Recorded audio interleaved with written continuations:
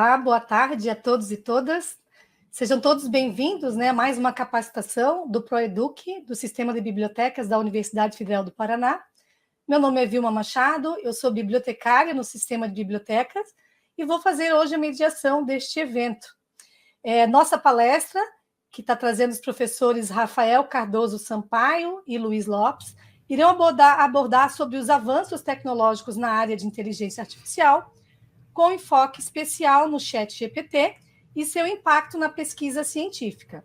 Serão discutidos desafios e dilemas emergentes relacionados ao uso dessas tecnologias, bem como suas implicações éticas e práticas. Então, antes de eu apresentar nossos professores, gostaria que vocês colocassem no chat de onde vocês estão falando, qual instituição, para a gente saber onde a nossa capacitação está atingindo aí, onde está indo, a nossa capacitação a qual público.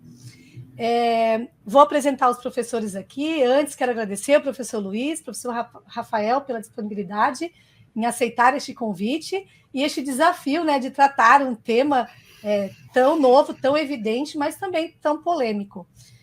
Então, vou falar um pouquinho sobre o professor Rafael Sampaio. Ele é professor do Departamento de Ciência Política da Universidade Federal do Paraná, professor permanente do Programa de Pós-Graduação em Ciência Política, da UFPR, e do Programa de Pós-Graduação em Comunicação Social, também da UFPR. Ele é pesquisador do Instituto Nacional de Ciência, Tecnologia e Democracia Digital, coordenador do Grupo de Pesquisa de Comunicação Política e Cultura Contemporânea, pelo UFBA, foi presidente da Associação Brasileira de Pesquisadores em Comunicação e Política com Política, e tem experiência nas áreas de comunicação política e democracia digital, com ênfase em campanhas digitais e participação, deliberação e conversões online, governo aberto, orçamentos participativos, digitais e inteligência artificial. O professor Luiz Rogério Lopes Silva, ele é doutor em gestão da informação pela Universidade Federal do Paraná, com doutorado sanduíche em humanidades pela Universidade Carlos III de Madrid. Ele é mestre em comunicação pela Universidade Federal do Paraná e graduado em comunicação social, publicidade e propaganda pela Universidade Tuiuti do Paraná. Possui especialização em gestão de produção para rádio e vitivinicultura e enotologia pela Universidade Tuiuti e atualmente ele atua como professor substituto na Universidade Federal do Paraná, com pesquisas na área de vulnerabilidades infocomunicacionais digitais, discursos perigosos, discurso de ódio online, organização de conhecimento e ontologias. Antes ainda de passar a palavra aos professores, eu gostaria de dizer que o chat fica aberto para vocês fazerem perguntas a todo momento durante a fala dos professores e, ao final, as perguntas serão respondidas. Então, lembro que vocês coloquem hashtag, pergunta, seu nome, 2 pontos, a instituição de que você está falando, 2 pontos e a sua pergunta. O vídeo, após essa palestra, vai ficar disponível no YouTube, então ele tem 24 horas para aquelas pessoas que não tiveram a oportunidade de assistir nesse momento, assistirem e solicitarem aí o certificado também do evento. Antes do final da fala dos professores, vai aparecer o formulário que vocês devem preencher, que é o formulário que vai solicitar o certificado de vocês, que posteriormente vocês vão receber por e-mail. Então, professor Rafael e professor Luiz, sejam bem-vindos, mais a capacitação do Sistema de Bibliotecas, que é oferecido pelo ProEduc. Agradeço aos professores aqui pela disponibilidade e vou deixar a fala aqui, este evento com vocês.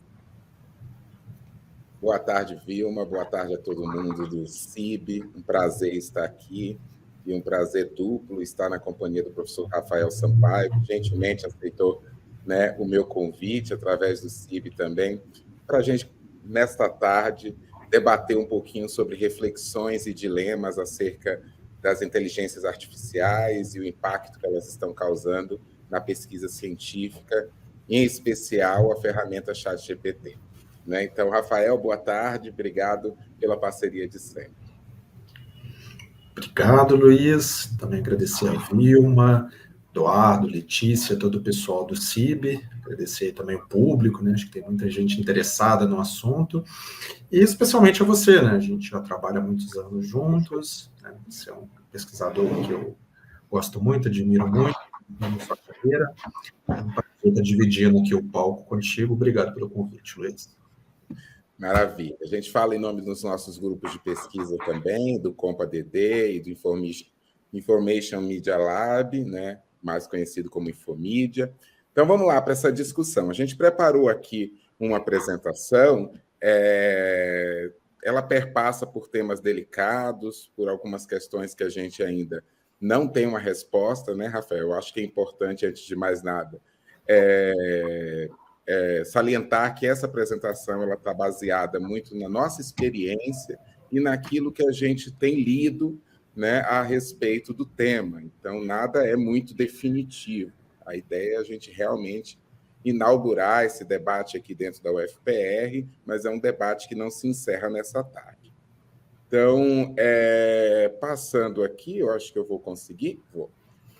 A gente tem visto na mídia várias notícias aí, onde na manchete a gente consegue observar o título, né, ChatGPT. Então, algumas dessas manchetes em revistas renomadas da área científica, né, em sites de universidades parceiras nossas aqui no Paraná e também jornais online de universidades como a Universidade de São Paulo, sempre falando sobre os impactos que essa tecnologia tem trazido ao cotidiano da produção científica e acadêmica, né? E nesse emaranhado de notícias, a gente fica se perguntando, é um assunto recente, né? O ChatGPT é uma tecnologia de quanto tempo? Quando que nasceu? Quando que surgiu? Está falando muito sobre isso agora. Será que é algo de 2023? Será que é algo de 10, 15 anos atrás? Uma série de pesquisadores publicaram este ano um artigo voltado para observar essas novas tecnologias generativas, sobretudo as tecnologias voltadas para mais de 10 bilhões de parâmetros. A gente vai falar sobre isso um pouquinho mais na frente, mas a gente consegue observar através dessa imagem, né, a quantidade já significativa dessas ferramentas. E os autores propõem uma certa linha temporal aí. E o nosso objeto de investigação desta tarde, a gente pode observar aqui no canto superior esquerdo que ele é datado do ano de 2020, né? O ano que, infelizmente, ficou marcado pela pandemia. Então, está completando aí cerca de 3 anos e meio do seu lançamento, né? Onde lá atrás ele já era conhecido como GPT-2, depois GPT-3, e agora, no ano de 2023, a gente tem a versão 4. Para falar um pouco mais sobre essa história, então, do nosso objeto de hoje, eu passo, então, para o Rafa, que vai elencar alguns pontos importantes dessa ferramenta. Beleza, obrigado, Luiz. Agradecer também o Aldemar pela interpretação de Libras. Obrigado, é sempre bom, né, poder incluir mais alunos. Então, o GPT, ele é uma tecnologia. Esse artigo que o professor Luiz mostrou é bacana para mostrar que não é algo que acabou de surgir e não era a única iniciativa. Nós temos várias iniciativas, né? Quem trabalha na área sabe bem que o uso da inteligência artificial na academia não é novidade. Isso já acontece décadas, pelo menos. Inclusive, pesquisas na UFPR, pesquisas no Brasil utilizam. O que houve de, digamos, mais novo foi esse, chamemos assim, lançamento dessas plataformas abertas, daquilo que o Luiz já mencionou, que são as LLMs, né? Large Language Models, ou seja, modelos de linguagem baseados em muitos parâmetros. E que aí trouxe essa tecnologia que é a do Transformer, que a gente não quer entrar aqui muito em detalhes, mas que ela, digamos, acelera significativamente a maneira como essa inteligência artificial lida com os dados. Então, no GPT-3, segundo a empresa, né, a OpenAI, eles já falavam de alguma coisa, na versão 3, de 175 bilhões de parâmetros, que é uma coisa surrealmente maior do que 1.5 da versão 2. E eu e o professor Luiz tivemos um pouco de dificuldade de achar, mas o que a gente achou de referência do GPT-4, que é o que já está disponível agora, seria de 1 trilhão de parâmetros. Pode passar?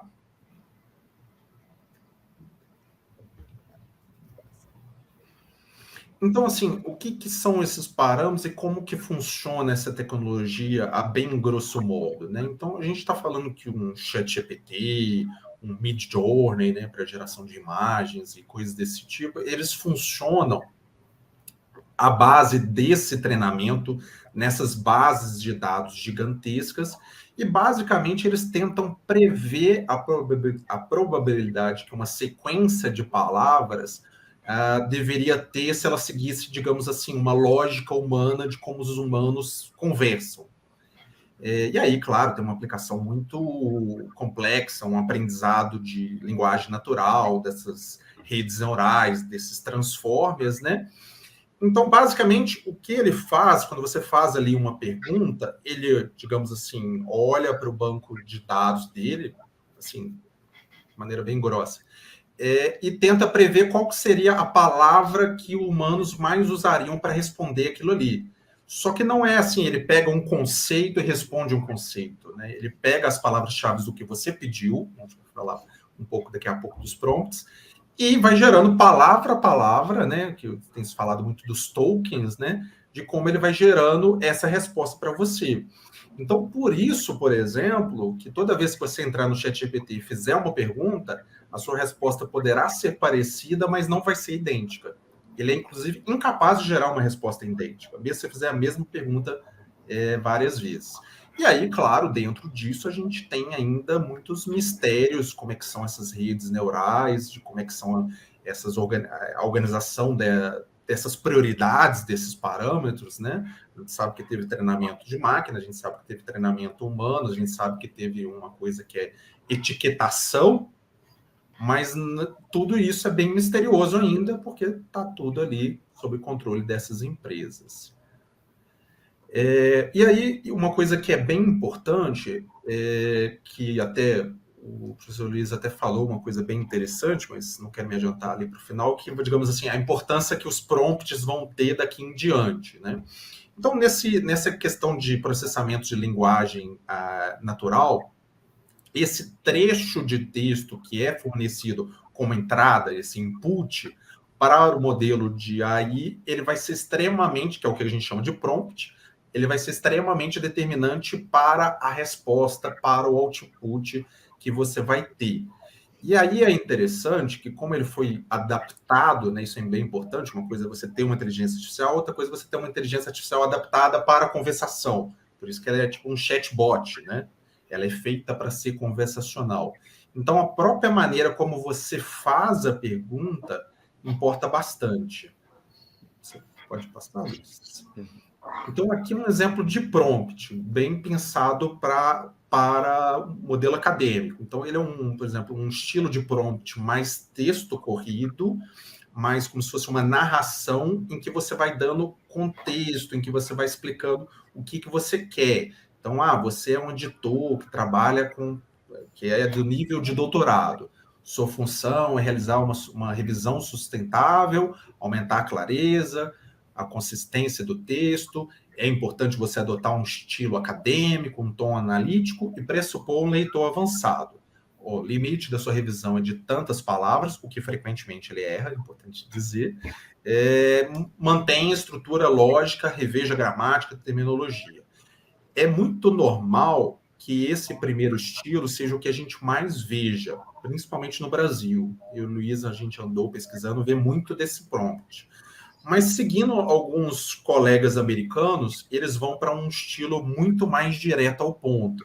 Porque, no fundo, o ChatGPT e tecnologias similares, eles não leem tudo que você fala no sentido como humanos leem. Eles procuram palavras-chave fortes para te dar resultado. Então, por exemplo, esse aqui é um estilo mais direto. Atue como editor. Grau de revisão substancial. tipo de edição, aumentar clareza e consistência, estilo acadêmico, tom analítico, nível de compreensão, leitor que já tenha, limite de palavras 1000. Então, por exemplo, os dois modelos vão funcionar. Esse é o nosso ponto. E você vai ver algumas diferenças entre eles, então valeria a pena testá-las. Tão importante, professor Rafael, quanto os prompts, é ter uma noção de contexto, né? Então, a ferramenta, né, a inteligência artificial, nesse caso, ela vai observando, inclusive, a sequência de prompts, a sequência de comandos que você vai oferecendo. Então, as palavras e frases que vêm antes de cada prompt, elas são utilizadas, né, tem esse contexto, para gerar, inclusive, as próximas respostas, os próximos outputs. Mas de onde, muitas vezes, vem esse treinamento, né? Esse conjunto de dados que foi, em alguma medida, a base? Hoje a gente tem aí uma certa desconfiança de que outras fontes de conhecimento e de informação estão sendo utilizadas, mas as oficiais, aquilo que inicialmente no GPT-3 foram utilizadas, são essas que estão em tela, né? Então, a gente observa que os conjuntos de dados, 60% do que foi utilizado no GPT-3 vem de uma coleção de dados organizados, captados ao longo de 8 anos nessa base chamada Common Crawl. Também eles utilizaram, e aí um montante de 22%, em páginas da web vinculadas à postagem da rede social Reddit, né? Essa base chamada WebTest 2. E também sobre livros disponíveis na internet, um total de 16% em duas bases de dados, o Books 1 e 2. 3% veio da Wikipedia. E aí a gente não sabe exatamente o percentual e de que maneira que eles também buscaram, como conjunto de dados, os artigos científicos, o próprio Google Books, o GitHub e redes sociais também, plataformas digitais, como o Twitter. Mas quem está estudando, professor Rafael, esse tema, né? Quem são os pesquisadores que, além de, como nós, ter essa curiosidade de saber sobre os impactos e os dilemas dessa tecnologia, quem mais que tem publicado em tão pouco tempo de existência dessa ferramenta? Não, pois é, Luiz, isso foi uma coisa que chamou muito a nossa atenção, né, quando a gente recebeu a tarefa, a gente, vamos dar uma olhadinha, né, como que estão as bases. E aí a gente escolheu a Dimensions, porque ela acaba pegando várias bases, não só Web of Science, Scopus, PubMed, né, e aí, de certa forma, ela pega melhores, digamos, outras formas de artigos. E aí foi muito curioso, que, como vocês podem ver aí, que em 6 para 7 meses, né, porque o ChatGPT foi lançado, acho que no último dia de novembro do ano passado, então nós temos aí coisa de uns 7 meses só, nós já estamos falando aí de quase 2.500 publicações científicas tratando do assunto. Claro, a gente também está incluindo nisso editoriais, pré-prints, outras formas, mas, assim, é um volume gigantesco para a gente parar, se a gente pensar em apenas 7 meses, né?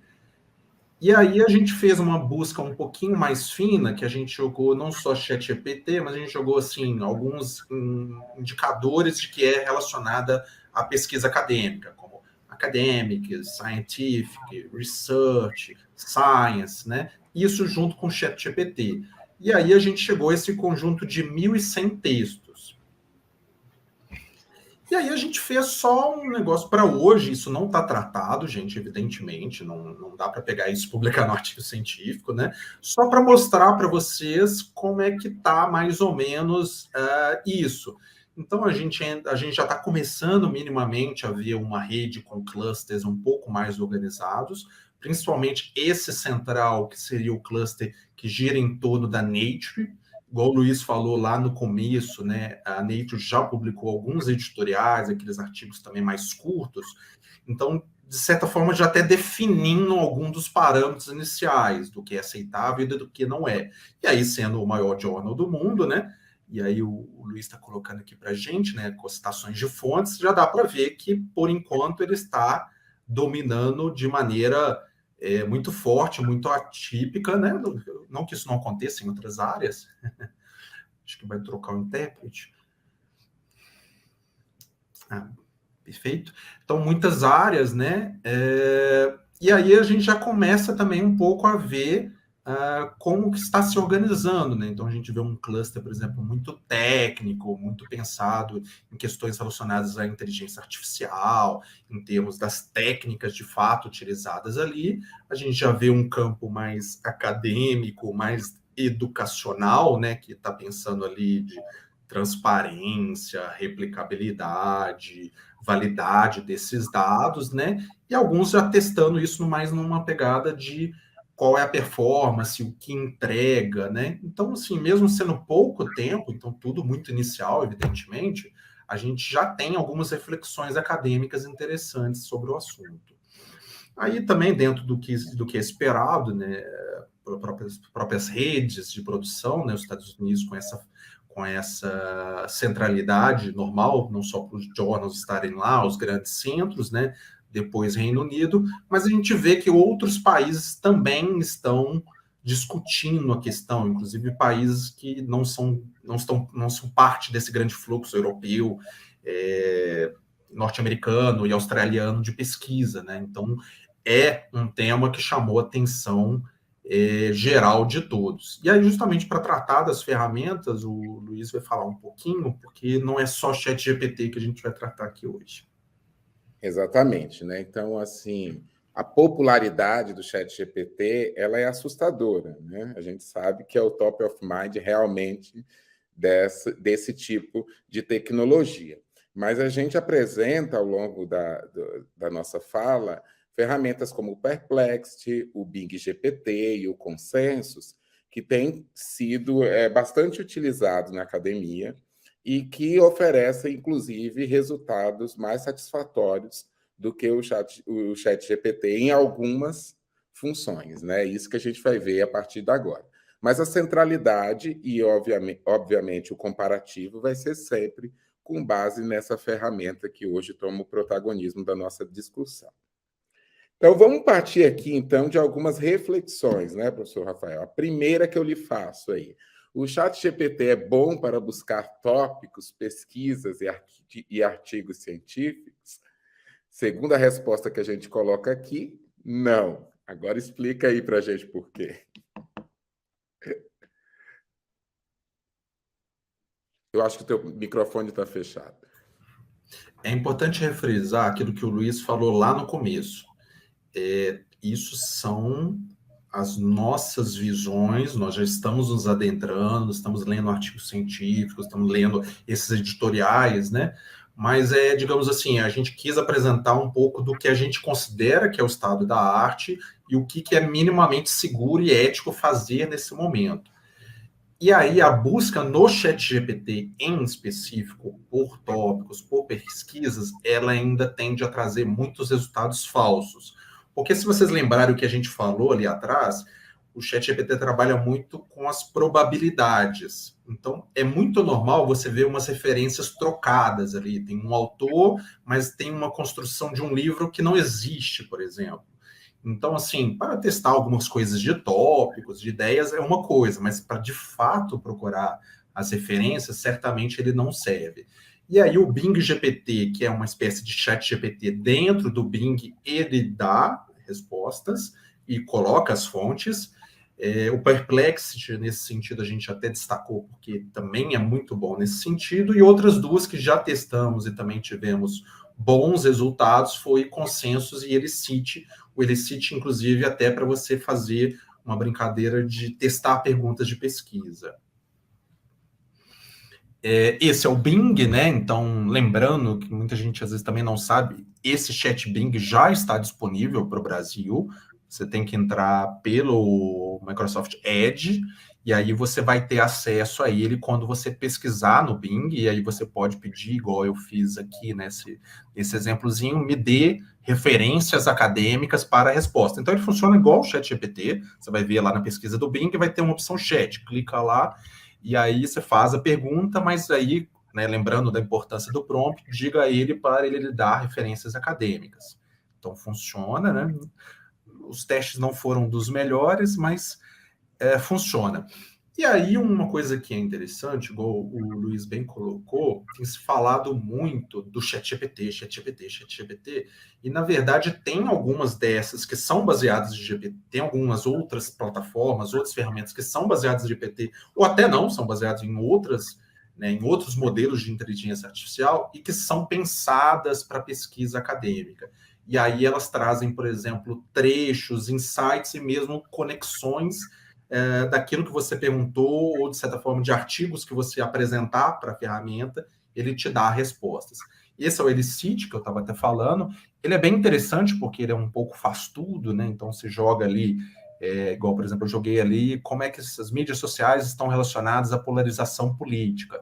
Aí ele te mostra artigos que ele considerou interessantes para responder isso e também te dá um resumo. O que, claro, é um problema também, mas a gente vai discutir isso mais para o final. Esse é o Consensus, né? Até o professor Luiz tem testado ele mais, depois também se quiser falar, Luiz. Ele é uma ferramenta de busca acadêmica e ele vai te mostrar os trechos que respondem exatamente aquilo que você perguntou, ou que são mais próximos, né? Então, eu coloquei ali, redes sociais estão relacionadas à divulgação de fake news, e aí ele vai trazendo os artigos, mostrando ali, esse é muito citado, esse não é. E aí, em algumas temáticas, eu até não trouxe aqui, porque eles mesmos dizem que é beta, né? Se você fizer uma resposta sim, não, e ele considerar, e aí são os parâmetros dele, né? Que já há resposta suficiente, ele te mostra porcentagens de sim e de não para aquilo ali. Até o nome consensus, né, Rafael? Vem muito. Exato. E se existe esse consenso para essa determinada pergunta, ou se ainda existe um certo impasse. Eu fico pensando nesse beta do consenso, se a gente pergunta, né? O ChatGPT é válido para pesquisa científica? Qual resultado será que daria? Né? É uma boa pergunta aí para saber se tem sim ou não. Mapas de referência e bibliotecas pessoais também, Rafa? Então, e aí, a gente, né, é bem importante refresar isso várias vezes. A gente não está aqui dizendo usem essas ferramentas. A gente está dizendo que existem essas ferramentas e que elas estão sendo utilizadas. Essas em específicos, eu e o Luiz discutimos, são algumas, são empresas, né, evidente, mas pensadas para o público acadêmico. Então, é diferente do ChatGPT, que é um catch-all, né? Então, essas nos parecem ainda um pouco mais seguras, tranquilas de utilizar. Algumas que a gente viu que já estão montando esses mapas, que às vezes acaba ajudando para você visualizar, né? Lá a gente gerou no VozViewer, mas essas já fazem isso, então pode eventualmente te ajudar a ver artigos que não estavam, ou ver conexões que você não imaginaria. Então a gente recomenda, ou pelo menos testou e pareceu interessantes, essas Connected Paper, que é paga, né? Insightful, Litmaps e o Research Rabbit, que essas três são gratuitas. E aí todas elas vão ter a opção de você ter uma biblioteca dentro delas. Eu acho que, inclusive, uma das mais acessíveis é essa, Litmaps. E aí é bem para isso, né? Você vai jogar ali, dependendo da ferramenta, ou uma pergunta, ou um tópico, ou até você vai subir um arquivo, um artigo, um PDF, ela vai olhar as referências e criar essas redes para você. E aí, claro, né, essa já é da Insightful, né? Podem reparar que é mais ou menos a mesma coisa. A gente pode passar. E essa que é bem interessante, né, Luiz? Eu acho que até a que eu tenho mais gostado, acho que você também tem curtido, né? Que é do Research Rabbit, que aí você sobe um ou mais artigos que você quiser, você monta ali a sua bibliotecazinha pessoal, e ele vai montando essas redes para você e também apresentando coisas como trabalhos anteriores e trabalhos posteriores. Ali, por exemplo, é a rede dos trabalhos posteriores. Aqui eu alimentei justamente com pesquisa qualitativa em ciência política, né? Porque ciência política é muito quant, né? Então sempre tem curiosidade de saber onde está o quali. E aí são justamente artigos que têm menos chance de ser citados, artigos que não vão aparecer nas primeiras listas de referência dos buscadores usuais. Então, me parece uma ferramenta interessante para isso, né? O ChatGPT é recomendado para gerar, organizar referências ou alterar normas de citação? De acordo com a nossa visão, não. Né? Como o ChatGPT trabalha com probabilidade de geração de conteúdo, a chance dele alucinar e modificar ou mesmo inventar referências é muito grande. Quer comentar um pouco, Rafa? Não, só é interessante, que eu acho que até a gente não ou colocou para frente, agora eu estou na dúvida. Alucinar é o quê? É que como ele trabalha com probabilidades, ele pode ser muito bem treinado, mas basicamente todas esses grandes modelos de linguagem têm uma boa chance de alucinar. Ou seja, o que é isso? Ou seja, de inventar alguma coisa. Ou seja, ele vai ver que aquilo faz muito sentido, humanos diriam aquilo, mas aquilo ali não é ligado a nenhuma realidade, não é ligado à realidade, não é ligado a um fato, não é ligado a uma referência, por exemplo. Então, mesmo quando você pede para ele reestruturar uma coisa simples assim, né, Luiz, e ele faz isso, ele trabalha bem para estruturações, tem uma pequena chance dele modificar. Então, é um caso em que o prompt teria que ser muito perfeito e você também teria que corrigir, assim, averiguar tudo. Então, considerando que tem Zotero, que tem Mendeley, a gente acha que ainda não é o momento, né, Luiz? Inclusive, a possibilidade dele inventar artigos, né? Inventar referências, isso é bastante comum. Partindo, então, para a leitura de artigo, outra pergunta que a gente propõe é se o ChatGPT é recomendado para criar resumos automáticos de artigos acadêmicos e visualização de vários artigos simultaneamente. Nossa resposta: depende. Geralmente, ele será capaz de fazer um bom resumo, porém ele pode, novamente, a palavrinha mágica, alucinar e inventar informações que não estão presentes no texto. A sua experiência nesse sentido, como é que está, Rafael? Eu já reparei que isso acontece com alguma frequência, principalmente no modelo aberto do GPT, né? Porque tem o modelo pago, né, que é o 4, então ele supostamente alucina menos. Eu acho que, pelo menos nesse momento da tecnologia, é impossível não alucinar, pelo que tem sido dito. Mas vale a pena olhar antes de confiar, né, Luiz? Isso. E aí a gente coloca aqui outras ferramentas que fazem esse trabalho melhor, né? Eu acho que você tem treinado, inclusive, com alguns plugins, esse sentido de leitura e de interação com o próprio PDF, né? Então, acho que é importante pontuar essa experiência também. Não, então, até porque, assim, igual eu falei, existe a API, né, que é paga e tudo, né, do ChatGPT. Então, você pode criar, assim, ó, criei aqui o Mata, por exemplo. Eles falam, temos GPT 3,5 integrado ao nosso sistema. Então, você pega lá, usa a API do ChatGPT, ou até pega algum desses modelos que já estão disponíveis, que é importante até dizer, né, Luiz? Não é o único, tem vários, né? E usa isso para resumir artigos, assim, esses que a gente está citando são mais acadêmicos, né? Porque, assim, qual que é uma questão que eu observei, eu acho que você vai concordar, Luiz. O resumo de documentos é interessante para muitas áreas. Então, quando saem essas tecnologias, geralmente a coisa de negócios, de marketing, é muito importante. E aí é onde o pessoal muitas vezes não quer ter que ler grandes relatórios, grandes coisas, assim, porque às vezes o ritmo de produção demanda isso.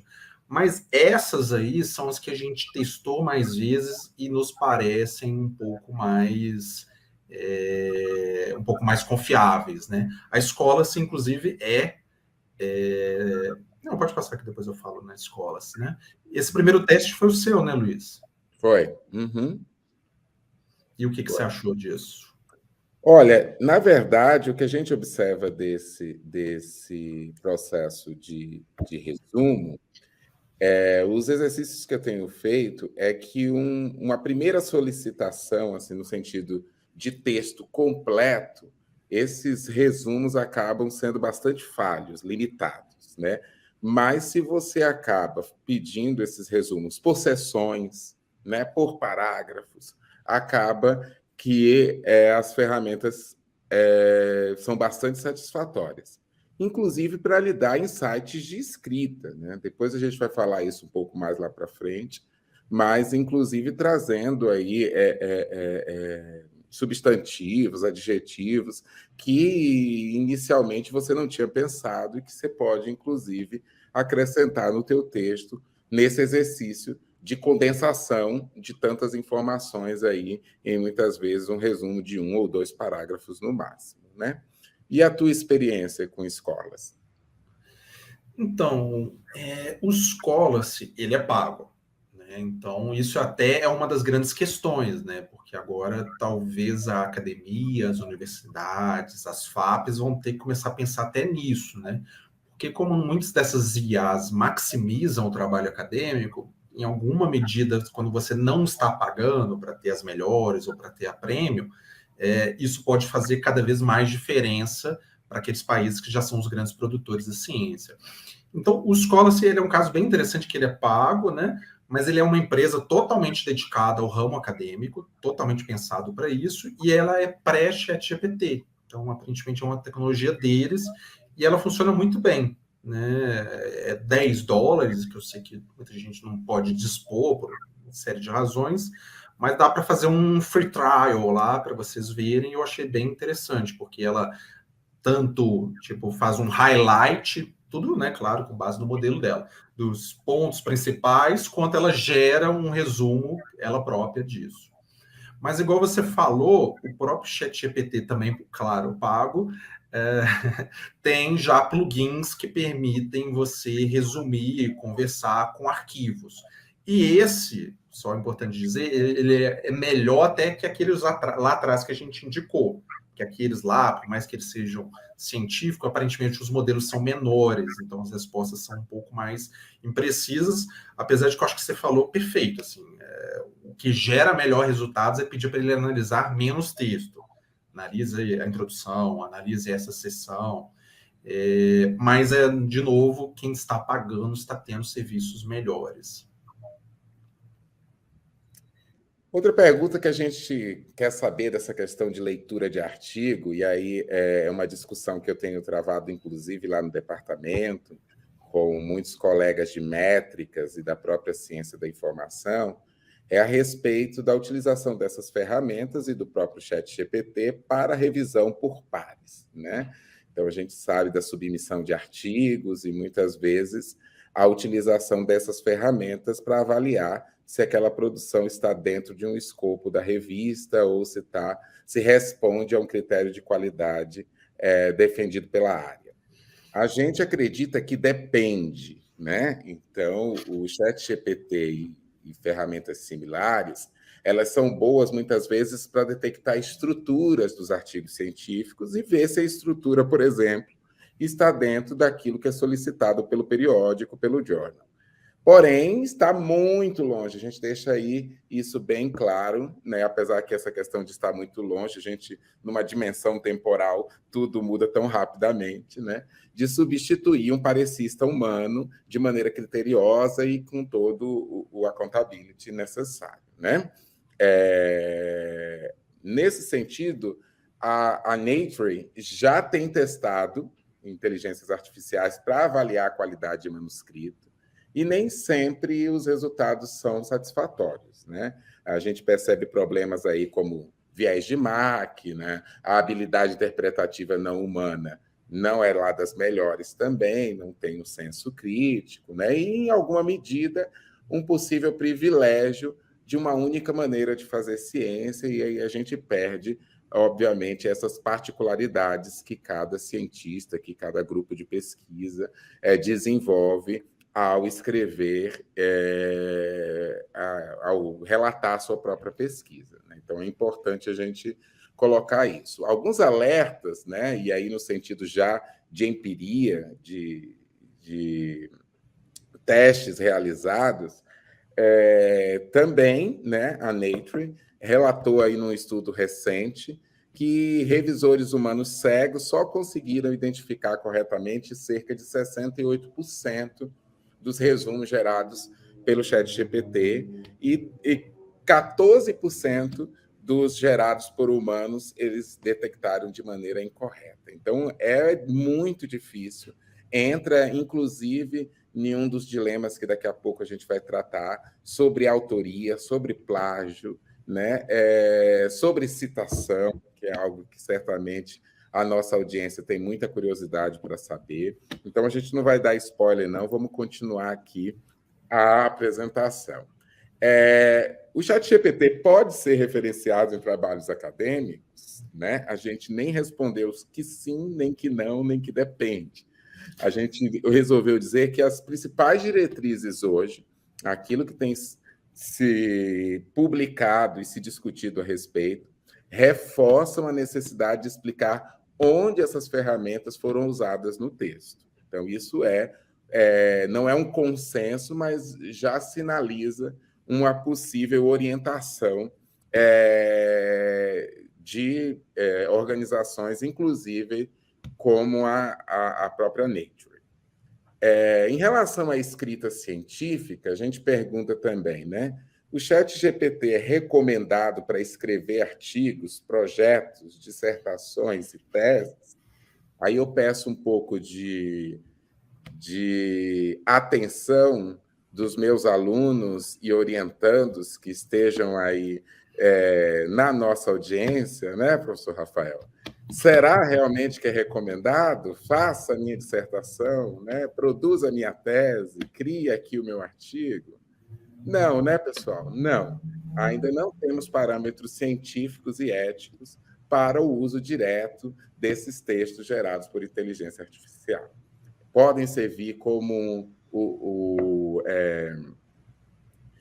parceiros de pesquisa, né, como ferramentas de pesquisa, mas não substitui, obviamente, aquilo que, num artigo científico, a gente entende muitas vezes como discussão dos resultados, que é obviamente, a inferência do ou dos autores em relação àquilo que foi coletado e analisado.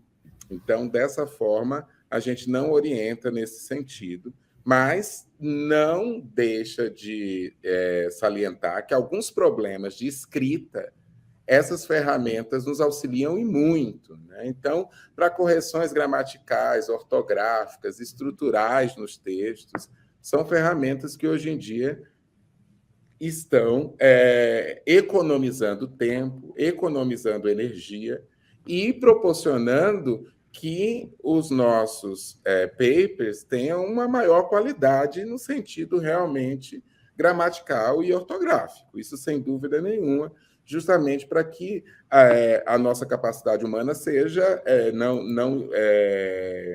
muitas vezes a gente tem uma impossibilidade de observar detalhes, né? Principalmente depois que a gente está debruçado durante muito tempo num artigo ou em produções mais densas, como uma tese, uma dissertação, da gente revisar, muitas vezes passa por 2, 3 revisores e ainda tem ali questões gramaticais e ortográficas que saltam aos olhos. Então, essas ferramentas podem facilitar e devem ser utilizadas, na minha opinião, nesse sentido. Elas também avaliam a linguagem, a estrutura, dados, tabelas, e facilitam, isso que é importante colocar, né? A gente colocou ali, parafrasear, né? Então, elas permitem que a gente observe algumas outras formas de escrever, mas, volto a dizer, a palavra final, ou melhor, a escrita final, tem que estar na mão do autor do texto, do próprio pesquisador. Alguma coisa a acrescentar, Rafael, nesse sentido? Não, é perfeito. Assim, a grande questão é que a maioria dessas ferramentas são pagas ainda, né? Talvez nunca não sejam pagas, e trabalham melhor com o inglês, né? Então, isso é até uma questão importante para a gente discutir. Eu até coloquei esse aplicativo, né, Luiz, que eu uso, que é o Notion, acho que muitos de vocês devem usar para organização da vida. Ele é meio uma ferramenta que faz tudo para organizar a sua vida. Só que eles colocaram justamente um ChatGPT ali dentro, porque muita gente usa para fazer notas, anotações de várias naturezas, inclusive acadêmicas. E aí eu testei ali umas 2 vezes brincando e tem uma opção, por exemplo, tem umas que fazem sentido, resuma isso, explique isso, traduza, mas também tem uma opção extremamente perigosa que é continue. Continue a escrever o que eu já escrevi. Ou até, se você consegue até dizer, escreva isso, ele escreve, continue, ele escreve. Então, é um negócio que, às vezes, é um pouco até assustador, né? Aqui mais algumas ferramentas nesse sentido, e aí a gente tem agora, com a chegada do ChatGPT 4, né, a possibilidade e a expansão dos copilotos, né, que são essas inteligências artificiais que lê e faz sugestões ao texto, alimentados, né, por outros textos inseridos e valorizando ou criando até um próprio estilo de escrita. Alguns desses copilotos sugerem, né, geram sessões de resumo e até indicam que sessões como métodos e resultados possam ser automatizados. Então, muitas vezes, a metodologia de uma pesquisa ou os próprios resultados a partir da tabulação dos dados, eles podem ser escritos de forma automatizada por esses copilotos. Não existe consenso nesse sentido, né? Então é importante pontuar isso. Mas eu, particularmente, acredito que nessas sessões de metodologia e de resultados, né? Essa é uma fala, inclusive, muito polêmica, me parece que o uso dessas ferramentas padronizam e deixam, inclusive, algumas metodologias e resultados mais transparentes, porque o que a gente encontra em alguns papers, né, é justamente o que eu falava ontem em banca, um estímulo ao leitor investigador, né, que é justamente o leitor ficar, mas espera lá, onde que ele... Mas como foi esse tratamento dos dados? Como foi essa coleta? Né? Mas onde está esse resultado? Então, talvez a utilização desse tipo de ferramenta pode evitar esse tipo de situação. Mas, volto a dizer, é uma declaração polêmica. Coleta e apresentação dos dados, né? Com o ChatGPT, é possível coletar, tratar, analisar e apresentar dados de pesquisa, professor Rafael? Então, depende, né? Vocês veem que a gente está fazendo um esforço aqui, né, Luiz? Intelectual e até, de certa forma, de escudo, né? Porque é uma questão que não tem ainda... A gente está brincando com a ferramenta consensos, não tem consenso, né? Nós estamos falando só de 7 meses, mas o hype que criou, né? E os diversos usos, né? Mas não são, é muito pouco tempo. Então, assim, por exemplo, eu vi até um artigo, assim, aquelas notinhas, né, porque a Nature tem um pouco de tudo, na Nature, falando, olha, aqui estão... a chamada era guidelines para usar o ChatGPT, né, diretrizes. Eu, pronto, vou pegar aqui, tá lindo, né? Não, ainda era um estudo que eles vão fazer uma revisão sistemática, super top e tal, para daqui a um ano ter uma guideline realmente muito boa de o que usar, o que não usar, né? Revisando os artigos, né?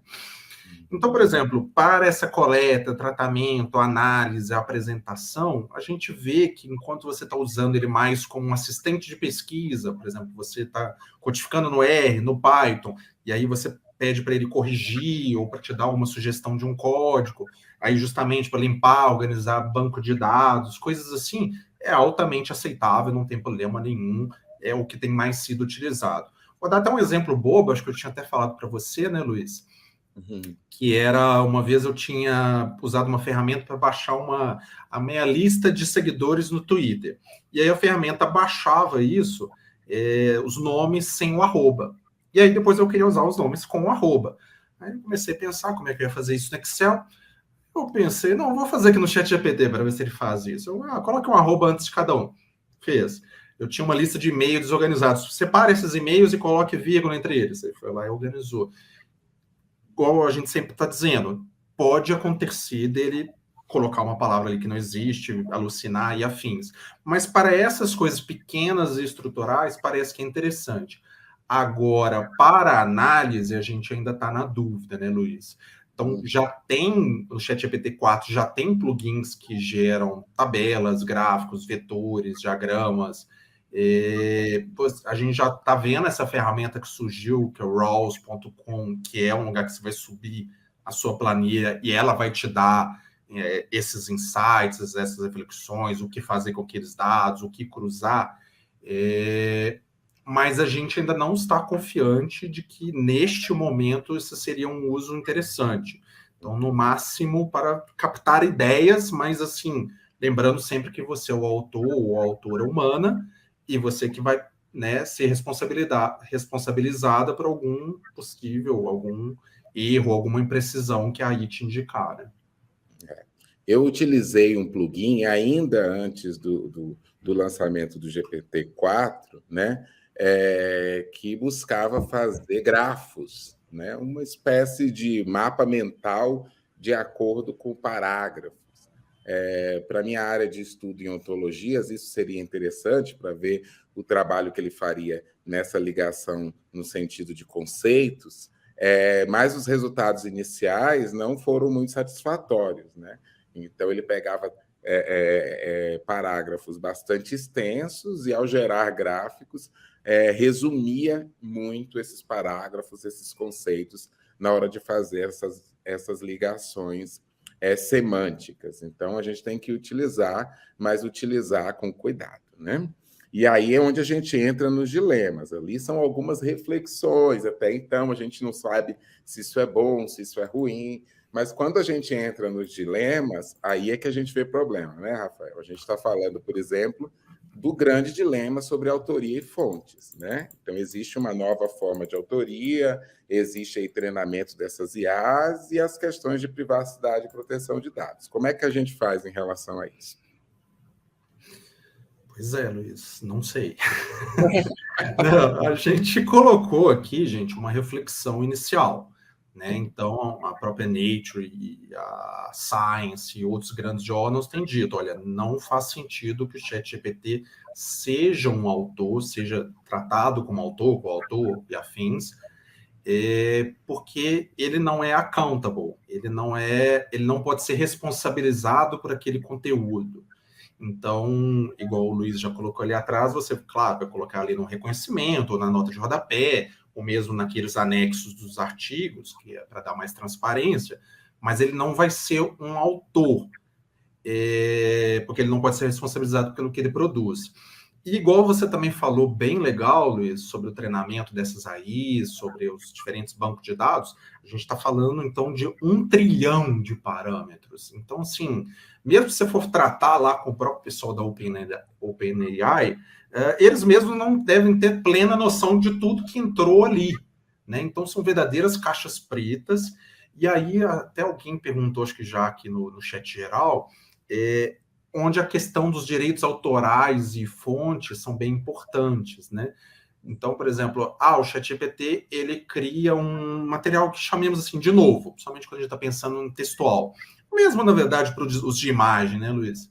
Ele cria algo supostamente novo, mas ele se baseou em muito material que tem direito autoral, ou que tem uma propriedade intelectual para fazer aquilo. Porque, às vezes, no texto isso pode ficar um pouco menos claro, mas pense no caso das imagens. Então, está todo mundo brincando lá no próprio Bing, Midjourney, Stable Diffusion, que são geradoras de imagem, né?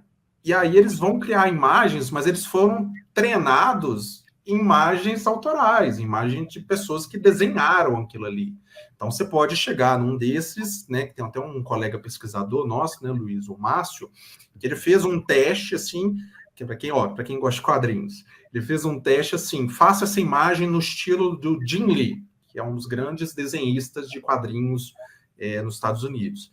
E aí fez lá uma imagem relativamente parecida com o estilo do Jim Lee, e aí ele entrou em contato com o Jim Lee e falou, e aí, o que você acha disso? E, na verdade, nessa área, também temos que lembrar, na área de música, na área de produção de vídeos, aí que a gente vê. Mas por que isso também não funcionaria para a nossa área de autoria, de ideias? Então, nossas ideias estão ali foram usadas para aquilo ali, e nós não temos como ser pagos ou saber exatamente o que aconteceu ali. E da mesma maneira, né, muitas vezes a gente aceita ali, por exemplo, uma plataforma X usa o nosso dado para isso, para aquilo, para mandar uma propaganda para determinada coisa, mas a gente não assinou nada com o OpenAI de que eles poderiam usar os nossos dados. E até uma coisa que é bem importante, até lembrei agora, Luiz, nunca coloque nada pessoal, nenhum dado pessoal no ChatGPT. Porque, digamos assim, o que é bem interessante, que o ChatGPT nem tem uma coisa, concordo, e aqui estão as regras, né? Mas a gente já sabe que, vasculhando, que se você está colocando ali os dados, eles podem ser usados para o treinamento das futuras versões. Então, nunca coloque nenhum dado sensível, nenhum dado pessoal seu ali, porque ainda tem essa questão que não tem uma forma de proteção de dados adequada. Pois bem, Rafael, uma publicação recente da Infoco, Unirio, né, 2 pesquisadores tocam um pouquinho nessa questão da autoria, né? Então, a professora Ana Cristina Bicharra, ela diz que é possível que o ChatGPT crie conteúdos que violem os direitos autorais de terceiros ou até mesmo que gerem desinformação e frases preconceituosas. Eu tenho feito alguns testes nesse sentido, porque minha área de observação continua sendo o discurso de ódio, e a gente tem visto por aí que a própria ferramenta ela emite uma nota, né, explicando que a função dela não é gerar nenhum tipo de desinformação, de frase preconceituosa, explica, né, tem criado textos assim dizendo que o discurso de ódio não é legal, mas a gente já tem pesquisadores fazendo testes ao contrário, publicando que comunidades haters, por exemplo, conseguem burlar esse tipo de comando, indicando, inclusive, para o ChatGPT, olha, agora, depois que você já falou a sua frase pronta, me diga aí uma lista de xingamentos em relação à mulher preta, por exemplo. E conseguem, né, inclusive, driblar a ferramenta, e a própria ferramenta começa a gerar esse tipo de conteúdo nocivo e perigoso. Também o Leonardo Mattietto, né, diz que se o ChatGPT gera uma resposta que inclua trechos de uma obra protegida por direitos autorais, sem permissão ou autorização do autor, isso pode ser considerado uma violação dos direitos autorais. Mas na mesma reportagem, eles dão um exemplo da criação ou da recriação de um hino, e a própria ferramenta cria um hino para a escola totalmente novo. Então, de quem seria essa autoria, né? Com base no hino antigo, mas uma obra totalmente nova. É uma discussão, vai longe. Eu tenho lido algumas coisas que quem deve, que a própria empresa desse tipo de tecnologia deveria repassar a verba para bancos de imagens, e esses bancos de imagem repassar essas verbas para os artistas. Isso serve também para os streamings ou coisas desse sentido, tanto no sentido de imagem como de som. Mas é uma discussão que vai longe, e eu acredito que não é muito a nossa seara aqui, principalmente nesse campo de imagem, som e vídeo, né? Outra pergunta que a gente faz voltando a essa questão se ele deve ser mencionado na lista de autores. A gente já falou um pouquinho sobre isso, né? Mas que a Nature estabeleceu algumas diretrizes, e no próximo tópico a gente fala um pouco sobre esse poder da Nature de determinar algumas coisas, né, em relação a um paradoxo de sul global. É importante a gente pensar sobre isso. Então, a gente sempre orienta, né, que todo cuidado é pouco em relação à autoria e fonte. Há algumas coisas em relação ao Brasil, a gente termina essa apresentação falando, mas é importante a gente estar atento a essas diretrizes e aquilo que os órgãos competentes vão nos orientar. Também a gente fala sobre custo e colonialismo de dados, né, Rafael? Quer falar um pouquinho sobre essa parte? Eu acho que a gente já tocou um pouco, né? Mas é isso, né? Então, empresas norte-americanas do Vale do Silício rasparam dados pelo mundo todo, criaram seus modelos, e agora a gente tem que pagar para utilizar essas opções mais avançadas. Então, existe essa discussão já anteriormente, né, desse colonialismo de dados, que a gente só provê dados e não recebe muito em troca disso, né? Então, o problema disso é aumentar cada vez mais a nossa dependência de tecnologias que são feitas por esses países, de manter essa lógica meio de país colonizado que só exporta dados e não só entrega, né, dados e não exporta tecnologia.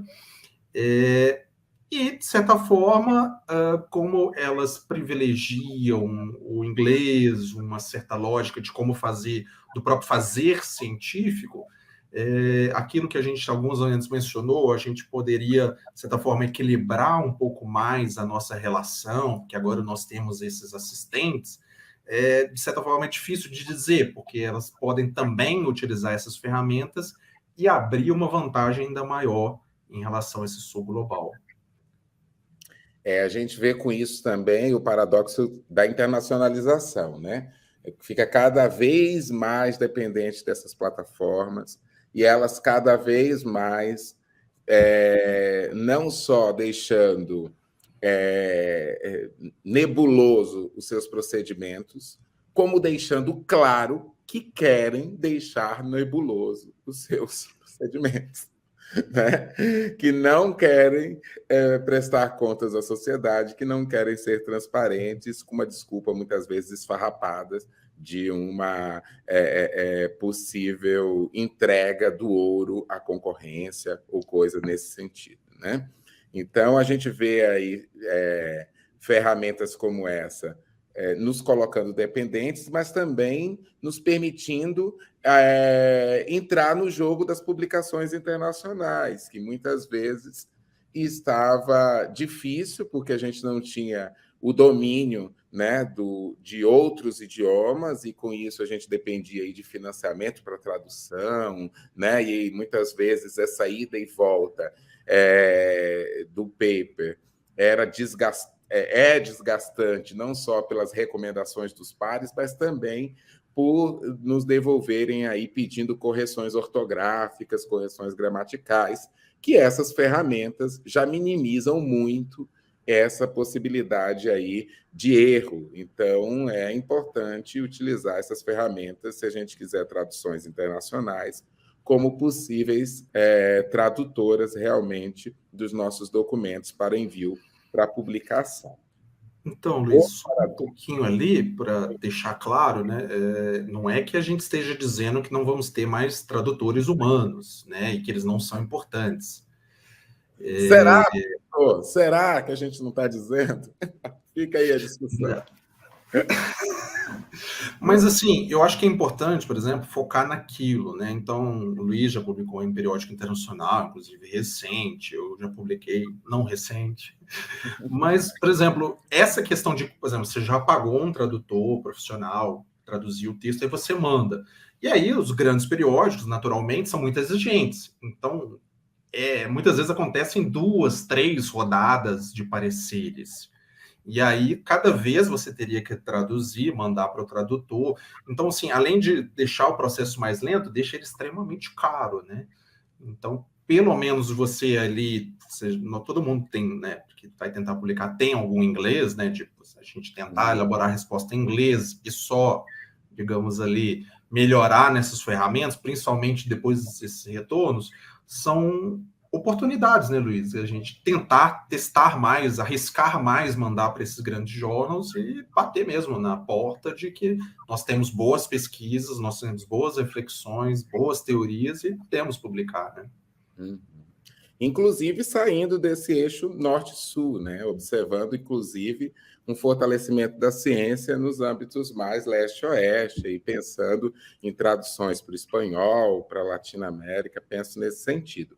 O que nos leva ao paradoxo centro-periferia, né? Então, o que essas ferramentas fortalecem ou aumentam ou diminuem o gap entre centro e periferia? Rafa? Eu acho que a gente já até discutiu isso bastante, né? Acho que a gente pode até passar um pouquinho mais rápido, mas é isso, em alguma medida, né, Luiz? E aí tem a ver também com essa questão da produção do conhecimento. Essas ferramentas, elas funcionam muito bem como assistentes de pesquisa. Igual eu falei, eu precisava colocar um arroba em tudo ali, faça isso. Agora organize isso numa tabela. Então, são coisinhas assim que, por exemplo, os grandes centros, os grandes pesquisadores, as grandes pesquisadoras, eles já têm. Tem pessoas que têm esta função. Eu sou um assistente de pesquisa, eu respondo e-mails. Então, de repente, a gente passa a ter ferramentas para, às vezes, responder aqueles e-mails mais padronizados, de maneira mais rápida, para fazer uma organização em coisas ali do banco, coisas que você precisa, né, do banco de dados. E, de certa forma, isso poderia diminuir esse gap. Porém, evidentemente, esses centros também vão fazer uso dessas tecnologias. Então, é difícil saber se isso vai diminuir ou aumentar, né, essa diferença entre esses grandes centros e países ainda periféricos na produção científica. Exatamente. A gente já está se aproximando do final aqui. Eu sei que foi longo, mas não dá para deixar algumas coisas passar desse assunto. Então, a gente realmente colocou aí uma série de slides, né, falando sobre essa desigualdade no acesso a essas tecnologias, que muitas vezes estão no eixo norte-sul, né, garantir que elas sejam de acesso, a necessidade de regulamentar. Então, tem já se discutido a regulamentação da inteligência artificial no Brasil, mas a gente sabe que tudo é muito vagaroso e muitos interesses por trás. Já visto aí a PL 2630 sobre a regulamentação das plataformas. Então, a gente tem aí um discurso grande que vai vir aí pela frente com a utilização cada vez mais massiva desse tipo de tecnologia. E nisso a gente chega a 2 pontos muito polêmicos, né?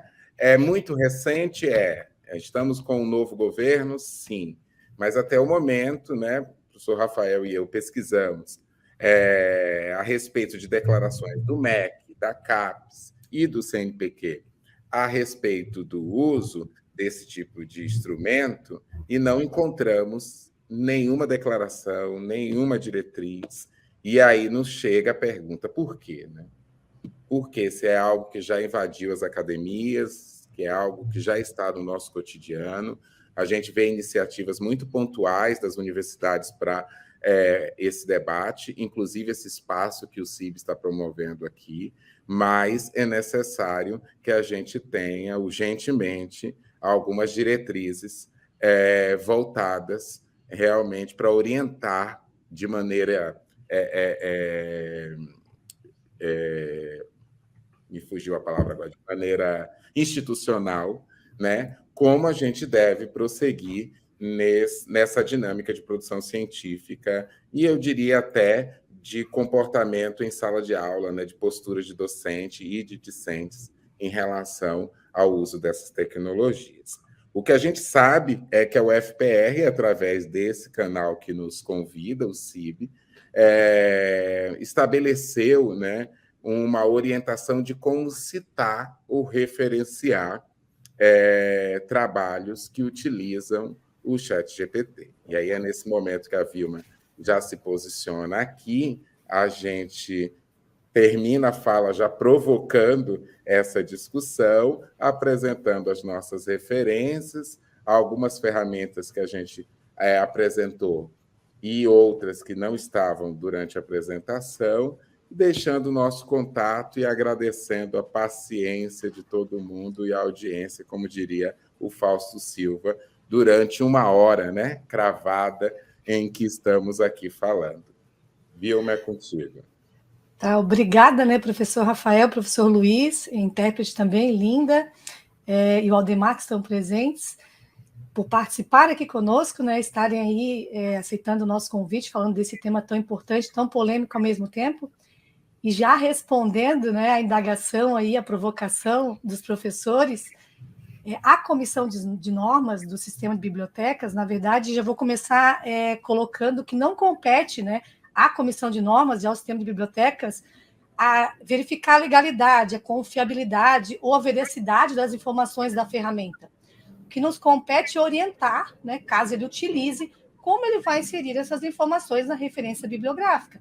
Então, nós utilizamos a normativa da ABNT, que é a mais atual, a 6023 de 2018, que orienta como referenciar ferramentas de pesquisa, software. Então, é neste tipo de informação que a comissão se baseou. Porém, ainda, para a gente também, né, ainda não está maduro este assunto, e por isso ainda a comissão ainda discute da melhor forma que vai ser inserida a referência, quando for o instrumento de pesquisa, a própria ferramenta que eu estou utilizando para pesquisar esta ferramenta e umas outras, por exemplo, de inteligência artificial, aí sim essa referência pode ir lá na lista de referência, porque eu estou citando a referência em si, né? Agora, quando se trata do conteúdo, como vocês colocaram, né, não tem como dar legalidade ao que está inserido no ChatGPT, nem confiabilidade, e por isso a gente orienta que informações ele poderia colocar nessa referência baseado na 6023 de 2018. Claro que nós orientamos também, converse com o seu orientador, se ele permite que você utilize a pesquisa, né? Se você pode utilizá-la na sua pesquisa e de que forma também, porque não nos cabe orientar ao uso ou confiabilidade dessa ferramenta. Não é isso, professores? Exatamente. Penso dessa forma. É polêmico, né? Mas que a comissão ainda está amadurecendo a ideia de como, né, dar confiabilidade a essa referência, mas nós vamos seguir aí, né, as orientações da NBR. Então, professores, agora tem algumas perguntas que o pessoal colocou aí durante, né, a fala de vocês. E a primeira pergunta, que é do professor Vosca Pires da Costa, né? Obrigada pela pergunta. Então, ao meu ver, dá para conseguir insights que deverão ser confirmados pelo pesquisador, mas ajuda o pesquisador em seguir em um rumo mais assertivo? Eu estava aqui, vou tomar a frente, Vilma, observando as colocações do professor. Muito obrigado, professor Vosca, tá? Estou lendo aqui os seus comentários e concordo com todos eles, né? A ferramenta está muito mais nesse sentido assim de conseguir insights mesmo, ajuda, ela está voltada aqui para atividades mais mecânicas, inclusive para nos dar mais tempo para bons insights de pesquisa. Eu lembro sempre assim que eu não vou me recordar exatamente onde eu ouvi isso, mas uma coisa que serve para qualquer tecnologia, né, para qualquer novidade, ela serve para economizar esse tempo de atividades mecânicas para devolver o homem de novo para embaixo da árvore, para a maçã cair na cabeça dele, e assim a gente ter a sacada de uma nova lei da gravidade ou de uma nova teoria que realmente consiga fazer leitura dos fenômenos contemporâneos ou encontrar soluções para os problemas da sociedade, que é para isso que a gente produz ciência e conhecimento. Então, eu acredito, Vilma, que aqui o professor tem colocado muito comentário, né? E não pergunta, né? Então, acho importante a gente seguir. Colocou mais uma, né? Que a inteligência artificial é útil para economizar o tempo na realização de tarefas rotineiras e mecânicas, o que possibilita mais tempo para questões relacionadas com a pesquisa em si. Então, outro comentário também, né, nesse sentido. Tem mais perguntas na tela?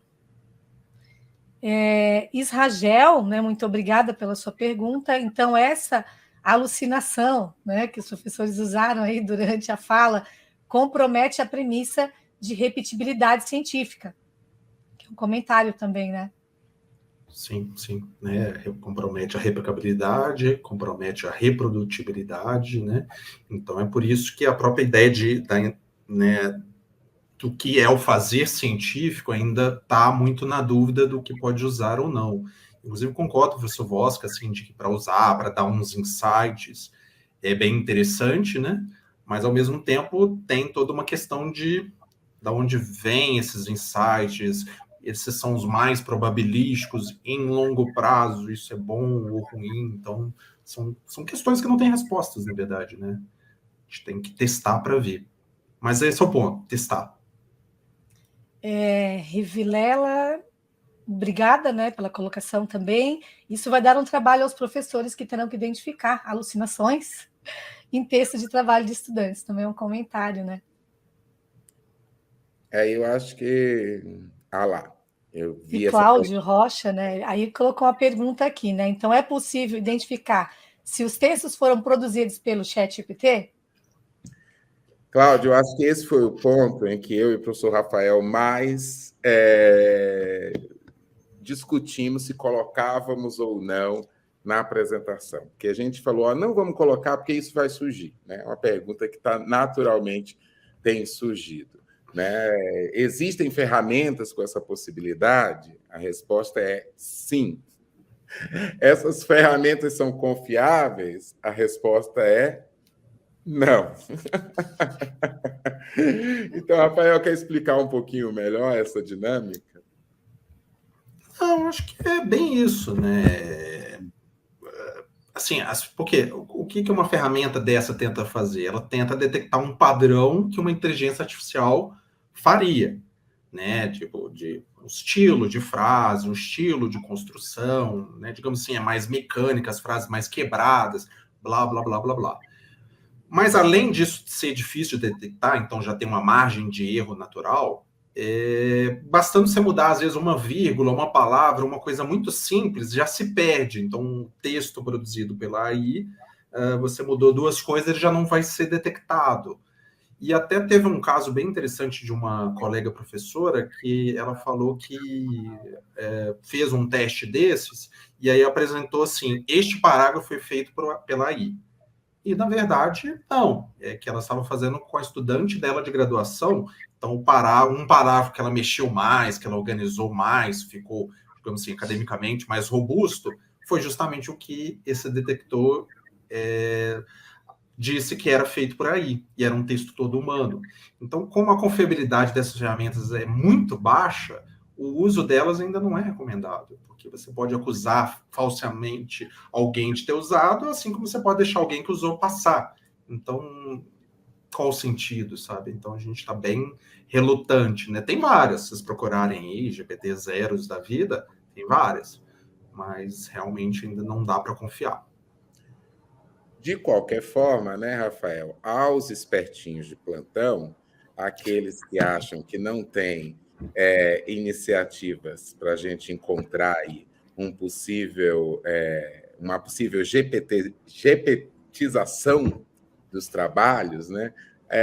O próprio professor Rafael me contou sobre uma estratégia interessante, que é solicitar, né, que o trabalho seja feito numa ferramenta como o Google Docs, por exemplo, que permite ver em tempo real e fica registrado como é que foi digitalizado, né, aquele documento. Então, se às 14h16 tinham 2 parágrafos, né, e às 14h18 a gente tem 3 páginas, alguma coisa foi magicamente colada no documento, e aí a gente pressupõe que veio de fontes aí de inteligência artificial esse exercício, inclusive preguiçoso, de transpor apenas da ferramenta para um editor de texto.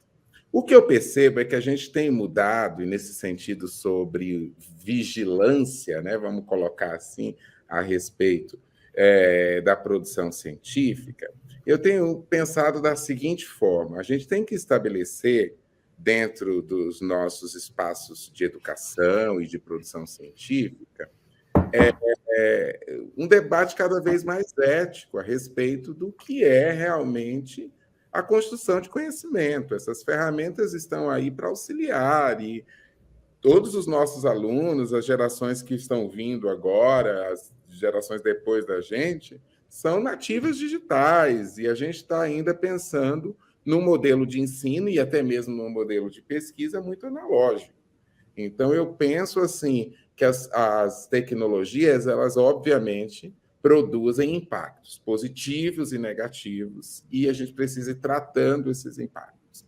Mas não tem como conter, não tem como, muitas vezes, a gente achar que retirando o celular da mão do aluno de dentro de uma sala de aula vai permitir com que ele se concentre mais durante a aula, né? Muitas vezes a mente dele está em vários lugares ao mesmo tempo, a forma como ele aprende não é uma forma tradicional, vendo, escutando, mas realizando outras atividades. E aí eu espero muito que essas ferramentas sejam primeiro, né, cheguem até nós e que a gente tenha, enquanto docentes, enquanto líderes de grupo de pesquisa, enquanto pesquisadores, que a gente ganhe mais tempo para poder usá-las, estudá-las, né? Não tem essa sobrecarga de trabalho que a gente tem, a ponto, né, de muitas vezes emitir uma opinião sem a empiria, sem o teste, né? Isso me deixa, às vezes, bastante desconfortável, e imagino que os colegas também. Mas, principalmente, entrar numa sala de aula, entrar numa orientação despreparado em relação a esse tipo de ferramenta e, por conta desse despreparo, já julgá-la como uma ferramenta ou como uma alternativa ruim, né? Ou ilegal, ou antiética. Eu acho que a discussão precisa ser muito mais profunda, até o ponto da gente entender como que a gente vai lidar nesses espaços, inclusive na nossa própria rotina, com esse tipo de ferramenta. Tem um comentário do Eduardo Silveira, né, sobre a busca de artigos no ChatGPT. Então, como bibliotecário, já recebi pedidos de recuperação de artigos inexistentes originados de buscas realizadas no ChatGPT pelos alunos.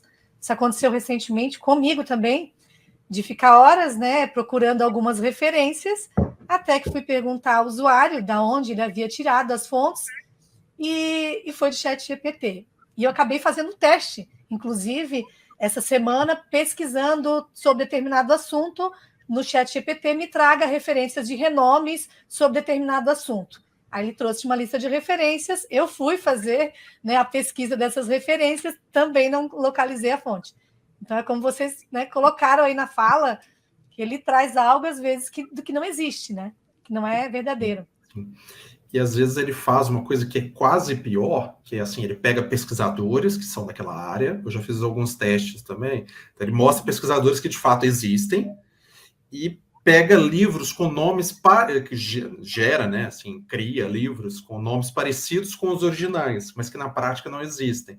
Então, ele pegou as palavras-chave que você jogou, conseguiu, de fato, ver quem são os pesquisadores, mas daí, para ver os livros, ele, digamos ali, se confundiu e criou um, né, que é uma das questões importantes, né? Acho que talvez a gente tenha até mencionado isso pouco, né, Luiz? ChatGPT e afins sempre afirmam tudo com muita certeza. É isso. E aí, se você não questionar, se você não tiver essa visão crítica, você só vai nessa onda e depois você que tem que assumir como humano, né? A responsabilização, exatamente. Digo. Então, obrigada, né, Eduardo? Tem mais uma pergunta da Marina Vargas. Obrigada, Marina. Mas se o ChatGPT não cria, ele não pode ser considerado autor e não teria direito autoral sobre o seu texto. Né? Pela lei de proteção de dados, o autor precisa ser uma pessoa física. Nesse caso, referenciar não seria errado? Excelente pergunta, Marina. E aí a gente é muito humilde em dizer que é essa discussão. É daqui que a gente precisa partir, né? Porque referenciar não seria errado, mas também... Omitir também, né? Se usou, vai omitir. E a ética na pesquisa? Sim. Né? E até com relação à autoria, a norma da ABNT não necessariamente tem que ser pessoa física. Então, pessoa jurídica, ele tem entrada na referência também como autoria, jurisdição, dependendo se for alguma normatização, legislação, também tem entrada de autoria. Então, aí também tem essa discussão, né? Reinaldo Pereira, né, muito obrigada. A política do chat informa que o produto de saída é de autoria de quem deu o comando de entrada, mas ela não se responsabiliza se houver produtos de saída igual. Um comentário também, né? Bastante pertinente. Inclusive, me desperta o interesse de procurar essa política aí, né, citada, para poder estudar um pouquinho mais, né? Porque essas políticas das empresas, porque eu queria saber até, inclusive, de que ferramentas, se é do ChatGPT mesmo ou de outra, elas muitas vezes são muito superficiais, né? São muito superficiais, dando margem para muitas interpretações. Então, muitas vezes é exigido que se tenha uma política, né, de uso, mas essa política de uso é constantemente revista, e revista, inclusive, de acordo com a legislação de onde essa plataforma está exercendo a sua atividade, né? Então, não é à toa que a gente está falando sobre regulamentação das plataformas no Brasil, para evitar esse tipo de poder único e exclusivo na mão da desenvolvedora. Isso é complicado, porque aí entra questões de colonialismo de dados, né, de vieses, de interesses. A gente tem uma série de problemas nesse sentido. Então, gostaria de saber, inclusive, de onde foi essa informação, para a gente começar já a estudar essas políticas e ficar muito atento aí à discussão sobre regulamentação agora de IAs no Brasil. Obrigada, professor. Acho que só para complementar, que isso é importante, que também é um discurso muito fácil, né? A empresa dizer, olha, a responsabilidade é 100% sua, você que criou um prompt aqui, você que pegou o conteúdo, você que levou. Que vai mais ou menos ao encontro disso que você está dizendo, né, Luiz? O YouTube não quer que seja julgado por nada que coloque ali dentro. Ele é só uma plataforma. E a gente sabe que as questões são muito mais complicadas, né? Então, o YouTube é só uma plataforma, mas vídeo de desinformação, discurso do ódio e afins, eles ganham dinheiro igual. Mas aí não querem ser responsabilizados. Então, tem que tomar muito cuidado com, eles já disseram que a culpa é sua. Mas é um discurso muito fácil, né, para essas plataformas, né? É igual morar numa casa, num condomínio, né, Rafael? Você mora numa casa, num condomínio, distribui a chave da sua casa para todo mundo entra, faz uma grande festa, quebra, estraga o condomínio, né? Destrói tudo, e você diz assim, não, eu não tenho responsabilidade nenhuma por essa bagunça, né? Fica aí um comparativo simples em relação a como essas plataformas enxergam as suas responsabilidades. Faz sentido. Mais uma colocação aqui do Jorge Eduardo, muito obrigada. Alguns trabalhos utilizam revisão, reescrita terceirizadas. Penso que isso não é ético. Não será também com IA?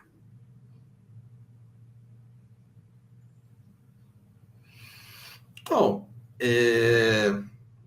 possivelmente. Possivelmente. O que a gente pensou? Olha, se tem uma coisa que é num limite do controle e que, de certa forma, você vai afiançar como autor humano depois, é que você está responsável por esse texto, né? Então, assim, no que estamos agora, que é pensar como assistente de pesquisa, né? Então, assim, não tem nada certo, né? Então, eu e o Luiz estamos aqui dando nossa cara a tapa, arriscando nossas próprias opiniões, né? Nos pareceu que dos usos, esse uso mais simples de correção de ortografia, esse uso mais simples de correção de tradução, talvez não a tradução inteira, nos parece ser algo ainda seguro, até porque no final você vai ter que dizer, olha, esse aqui então é o texto que ela gerou, e provavelmente não utilizar, né, ipsis literis, né, de fazer adaptações, né. Claro que existem questões que eu acho que às vezes não são só éticas, né? Tem uma própria questão do que a plataforma, o que o modelo considera que é uma linguagem acadêmica. Que tipo de linguagem acadêmica? Eu diria até mais do que ser uma questão ética, que para mim não parece tão problemática, é a questão do tipo de linguagem que isso pode gerar, pode priorizar. E nesse sentido, Rafa, eu acho que tem uma coisa que a gente conversou dos bastidores, e eu acho que é importante sinalizar, né? Não estaria aqui nesse debate se eu não tocasse nesse assunto, né? Sobre o conjunto de dados utilizados, né? A gente viu na apresentação de onde vieram aí vários conjuntos de dados, né? Então tinha coisa da Wikipedia, tinha coisa de livros, né? Tinha coisa lá de um próprio banco que eles criaram ao longo de 8 anos, tá tudo certo, né? Mas, gente, quando você chega para o ChatGPT e diz assim, explique a teoria quântica, né, como um mineiro faria, né?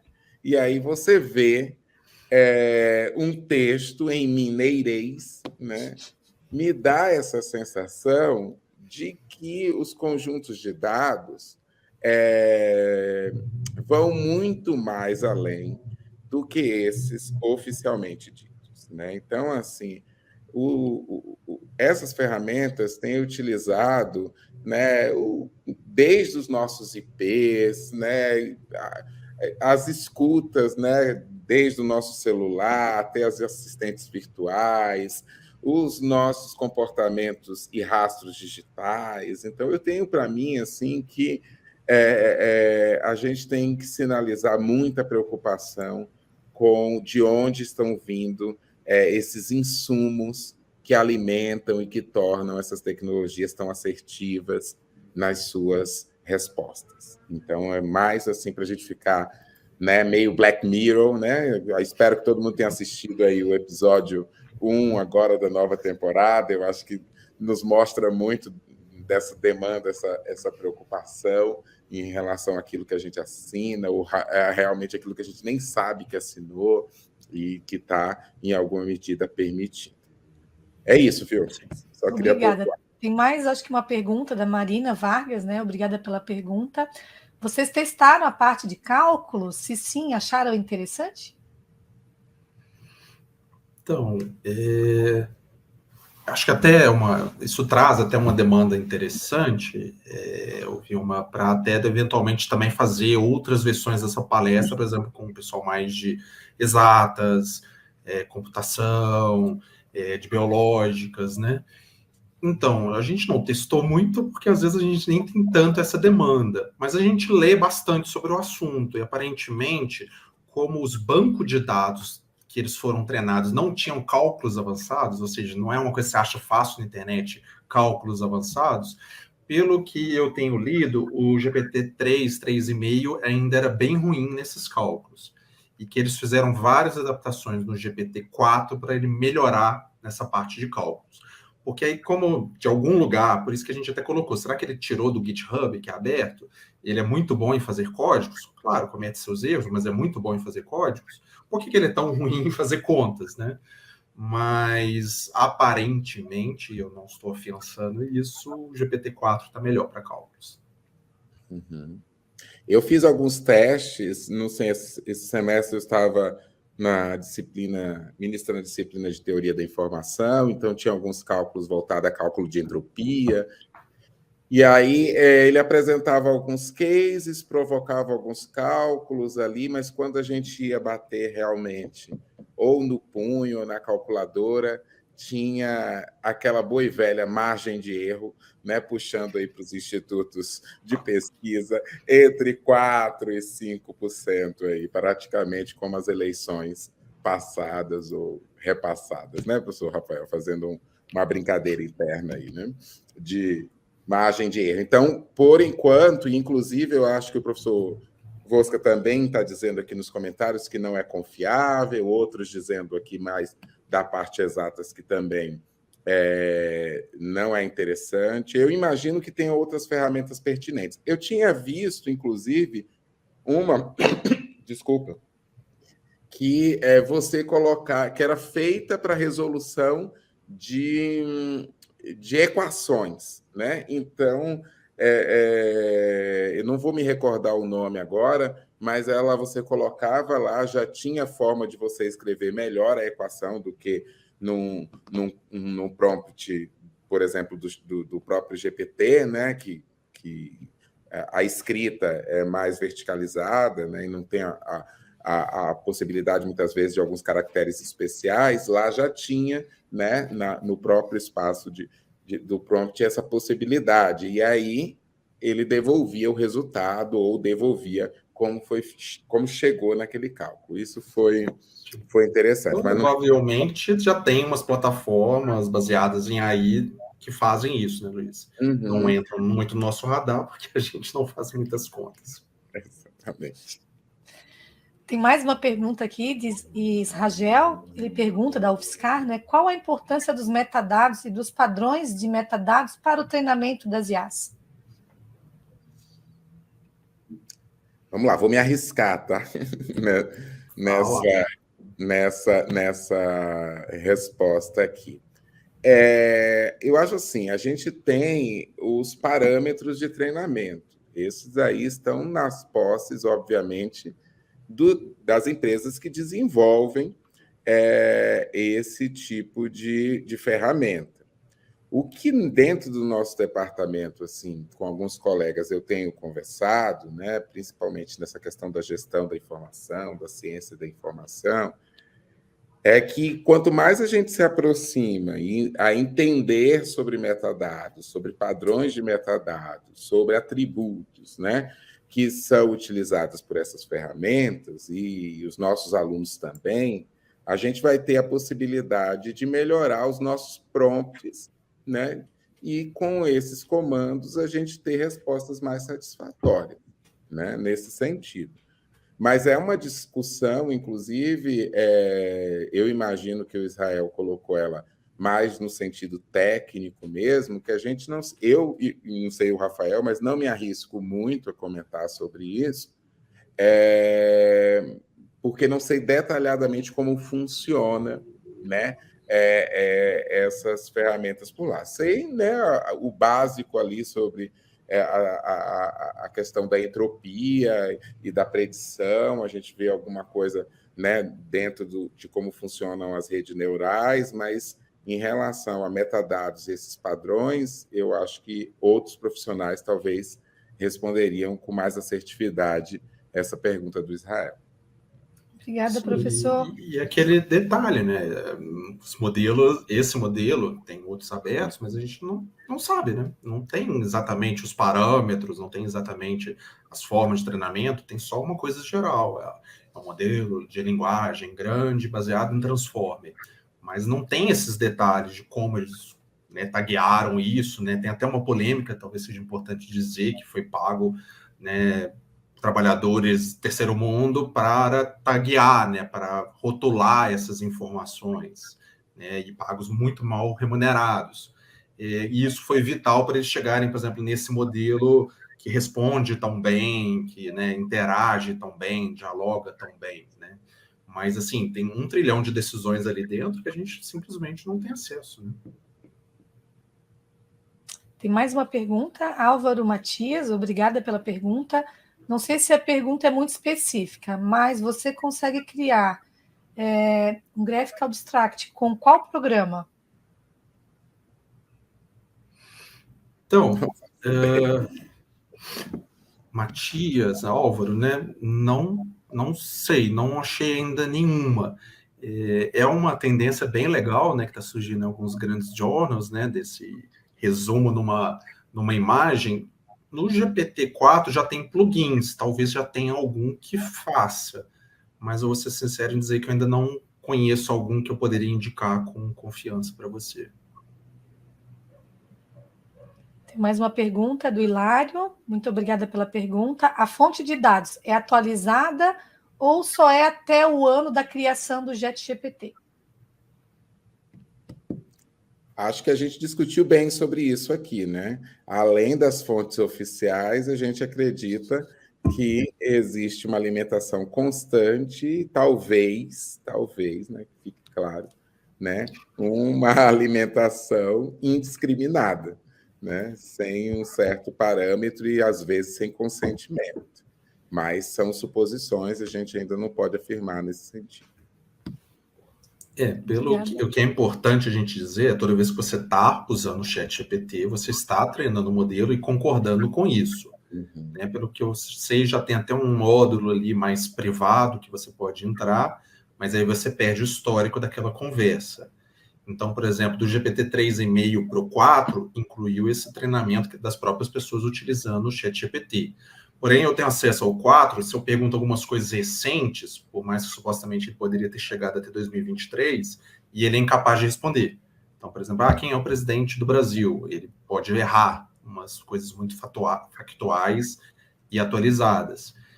Aí, supostamente, eles estão atualizando isso de tempos em tempos, né? Então, uma coisa interessante até para essa questão da citação, Vilma, é que se vocês olharem embaixo da página do GPT, ele não tem versão tipo... Assim, é o GPT 3,5, por exemplo, geral, mas vai ter ali versão de tal dia de maio.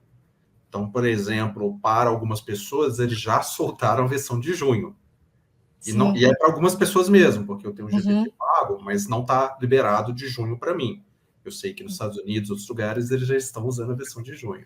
E isso impacta, né? Supostamente eles vão limpando, atualizando, tirando essas brechas que o Luiz mencionou, né? Do tipo, como conseguir produzir um conteúdo preconceituoso ou pirata, coisas desse tipo, né?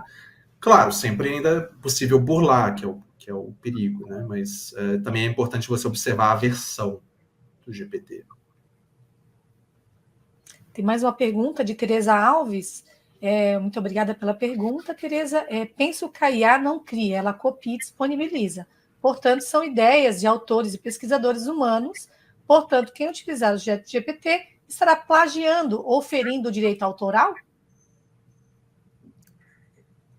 É uma discussão que vai estar sempre em voga nesse sentido das IAs. Mas tem esse artigo que foi publicado agora pelo pessoal da...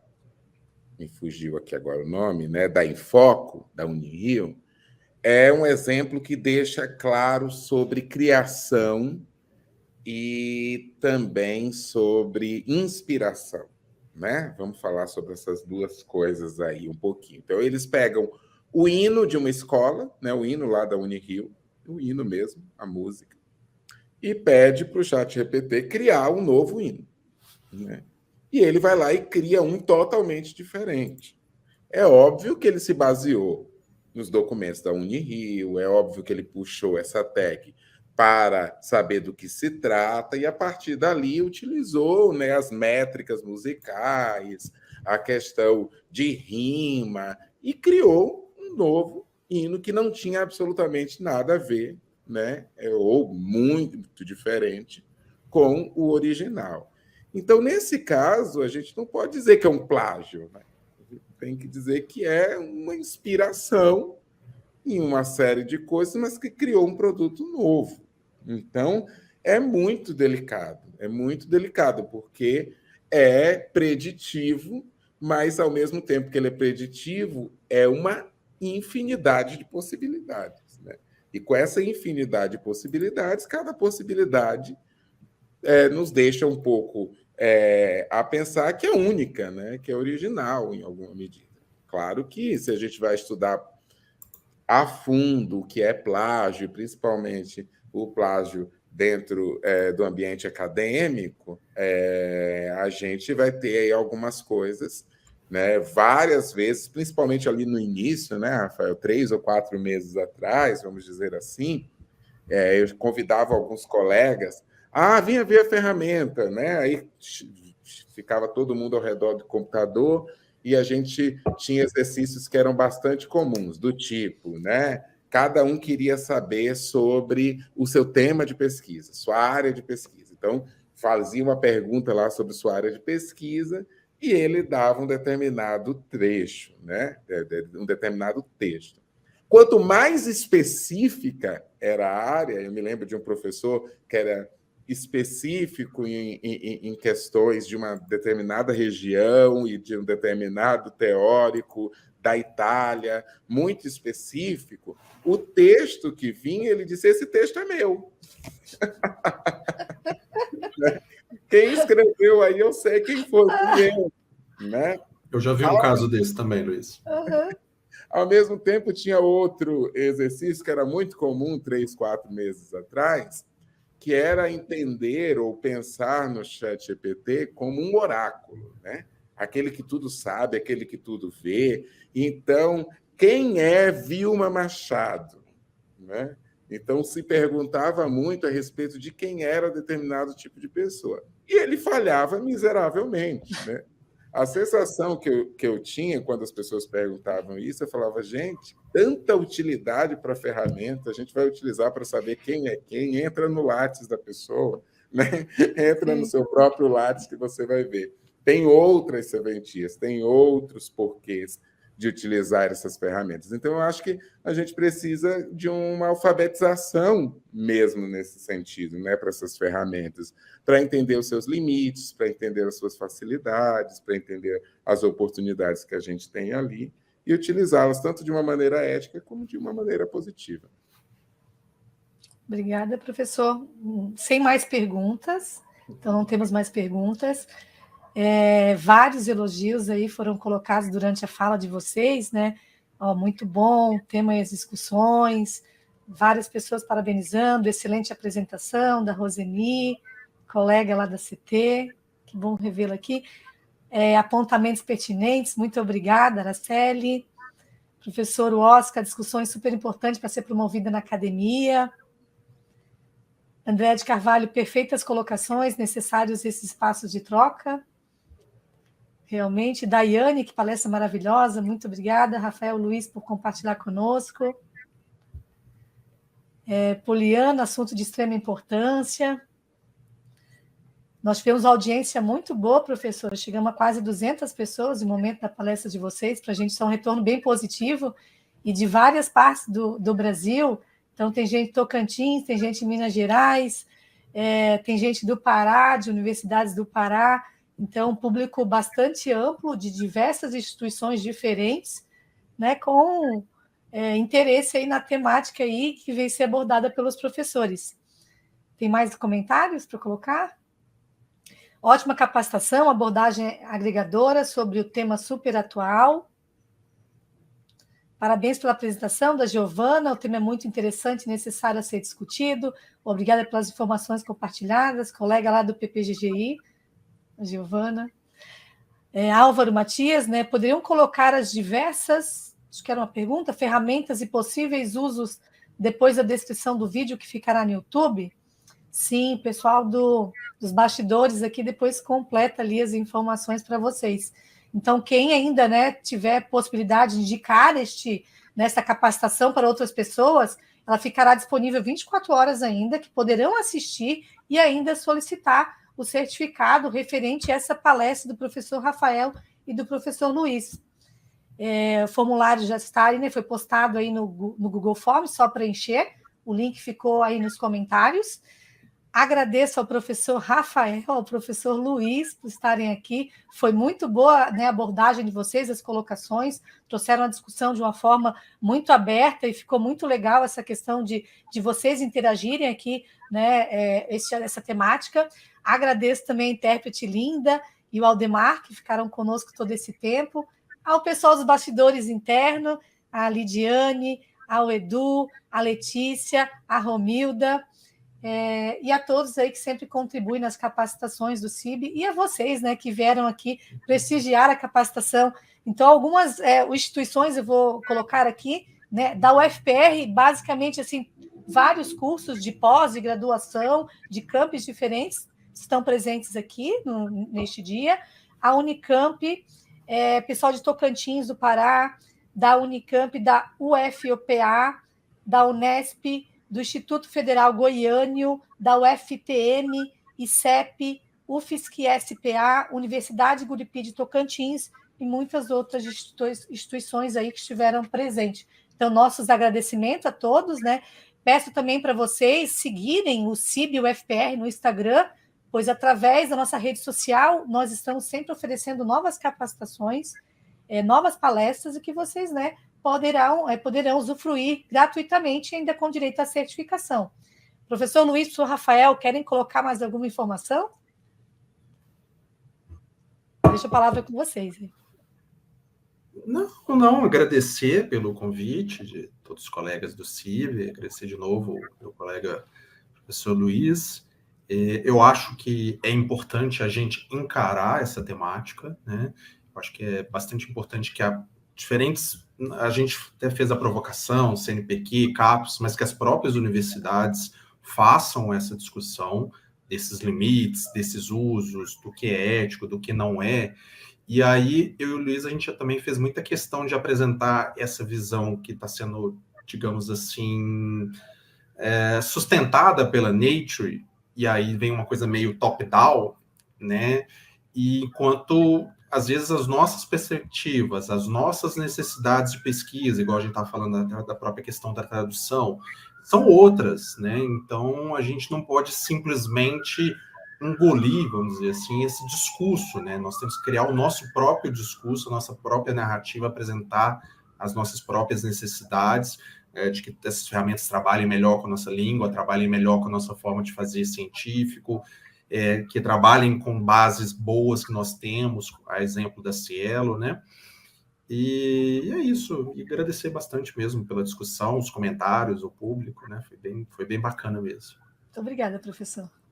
Sr. Luiz? Também agradecer, sempre o espaço de troca, eu sempre saio enriquecido desses debates, um pouco assustado com o alcance, né? Mas ao mesmo tempo feliz. Então, um abraço a todo mundo que nos escuta e nos vê de vários espaços aí, vários lugares do Brasil e quiçá do mundo.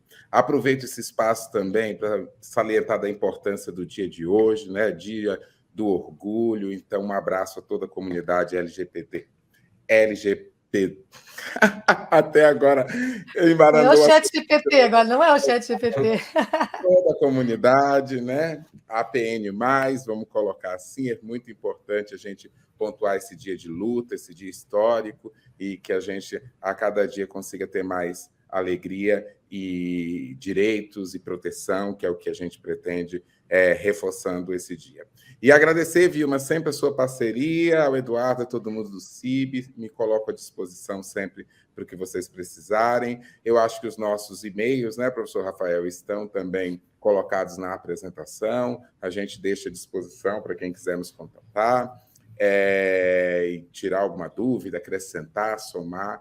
Eu acho que aqui é só o início de uma discussão que ainda vai longe e que a gente quer estar sempre numa cadeira confortável para escutar, para aprender e, de vez em quando, criar coragem, como foi o dia de hoje, e expor as nossas opiniões. Tá bom? Obrigado, Vil. Muito obrigada. Lembrando também, agradecer a Letícia, que está aí nos bastidores sempre, né? Na parceria da organização do evento.